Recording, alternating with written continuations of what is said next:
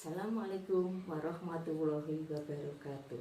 Selamat datang di Si Boim, siaran belajar online interaktif dan menyenangkan. Hei, sahabat Boim, bagaimana kabarnya? Sehat, cerdas, ceria.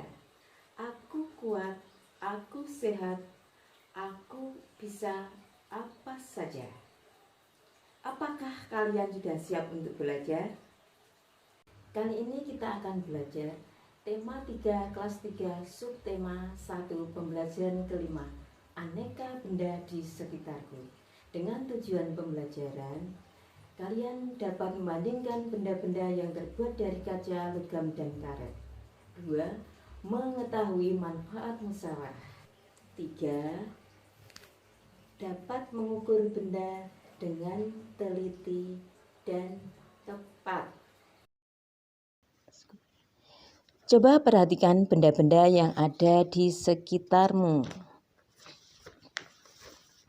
Benda apa saja yang kamu gunakan sehari-hari? Ada benda dari kaca. Ada benda terbuat dari kaca. Benda tersebut antara lain gelas, piring, mangkok, kacamata, akuarium, dan jendela. Dari benda yang kamu gunakan sehari-hari, adakah benda yang bukan dari plastik, kayu, dan kertas? Benda dari logam. Coba amati benda yang ada di rumahmu. Adakah yang terbuat dari logam?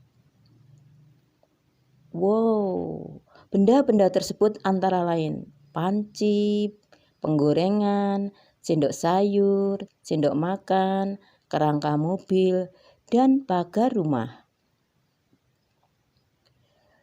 Mengapa benda tersebut terbuat dari logam? Karena logam memiliki sifat kuat, mudah dibentuk, dan menghantarkan panas dengan baik. Perhatikan penghapus dan pensil. Terbuat dari apakah penghapus pensil tersebut? Benda dari karet. Penghapus dibuat dari karet. Benda-benda lainnya yang terbuat dari karet antara lain ban, balon, sandal karet, bola, dan sarung tangan. Bagaimana dengan sifat karet? Anak-anak, karet memiliki sifat lentur, mudah terbakar, dan kedap air. Amatilah benda di sekitarmu. Adakah yang terbuat dari bahan kaca, logam, atau karet? Tuliskan hasil pengamatanmu pada tabel yang telah disediakan. Contoh, nomor 1, nama benda, gelas. Bahan pembentuknya adalah kaca. Nomor 2, 3, 4, dan 5, anak-anak silakan untuk mencari sendiri. Kamu telah mengamati benda-benda di sekitarmu. Lengkapilah bagan berikut ini. Coba perhatikan, ada kertas, kayu, kaca, plastik, bahan pembentuk benda. Bahan pembentuk benda dari kaca. Kamu isikan dalam bagan sifat bahannya dan contohnya.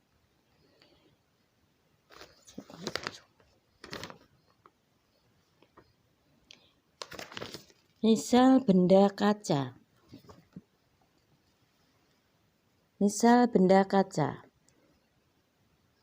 Sifatnya kedap air atau tidak tembus air dan tembus cahaya. Contohnya gelas, jendela, dan sebagainya.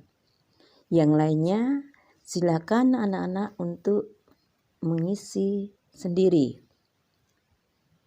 Nah, kamu telah mempelajari aneka bahan pembentuk benda. Setiap bahan pembentuk benda mempunyai sifat yang khas. Perhatikan lingkungan sekolah dan rumahmu. Sebutkan bahan yang biasa digunakan untuk membuat tempat sampah. Ya, plastik, kayu, bahan logam seperti aluminium dapat dibuat tempat sampah. Sekarang, perhatikan tempat sampah di rumahmu. Terbuat dari apakah tempat sampah di rumahmu? Apakah jumlahnya sudah mencukupi? Apakah di keluargamu sudah punya kesadaran dalam membuang sampah pada tempatnya?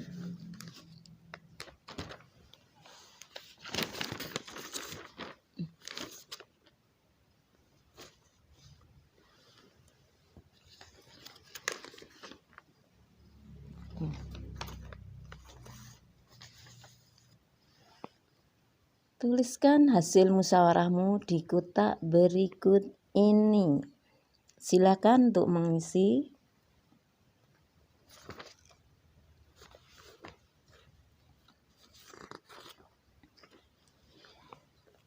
Ingatlah kembali saat kamu melakukan musyawarah bersama teman-teman.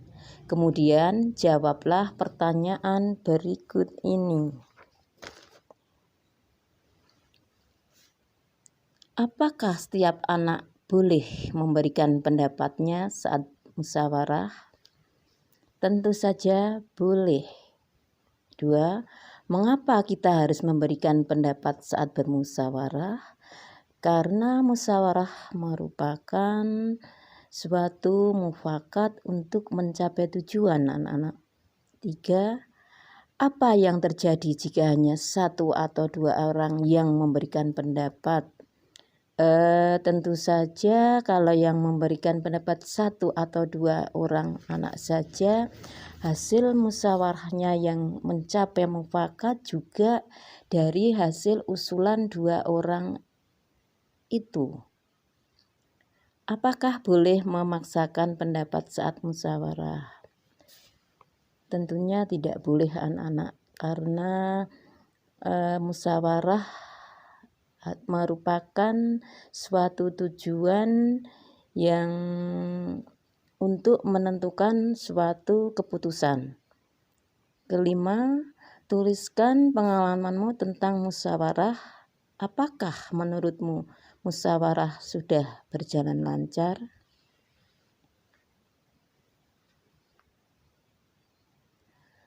Perhatikan bahan yang digunakan untuk membuat penggaris. Ada plastik, kayu, aluminium. Mengapa bahan kaca tidak dapat digunakan untuk membuat penggaris? Anak-anak, coba kalau bahan kaca digunakan untuk bahan penggaris, mungkin sangat bahaya karena kaca pada saat digunakan untuk menggaris, kalau jatuh mudah pecah. Coba perhatikan satuan yang tertera pada penggaris. Kamu akan melihat lebih dari satu satuan panjang. Ada meter atau m, sentimeter, cm, milimeter, mm. Meter, sentimeter, dan milimeter adalah satuan panjang. Apakah kamu dapat mencari hubungan antara satuan meter, sentimeter, dan milimeter? 1 meter sama dengan 100 cm, sama dengan 1000 mm. Contoh soal.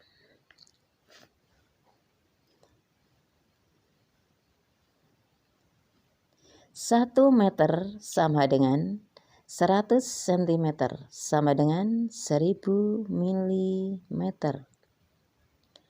Hari ini Benny ingin mengukur panjang pita 5 meter 30 cm. Artinya 5 meter lebih 30 cm. Berapa panjang pita dalam satuan cm? Pertama, 5 meter ditambah 30 cm sama dengan titik-titik cm. Semua harus dijadikan cm terlebih dahulu.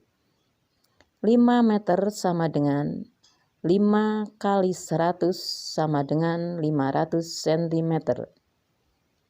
30 cm sama dengan 30 cm. 5 meter ditambah 30 cm sama dengan 500 cm ditambah 30 cm sama dengan 530 cm. Contoh soal. Nah, ada mobil. Panjang mobil Ayah Dayu adalah 410 cm.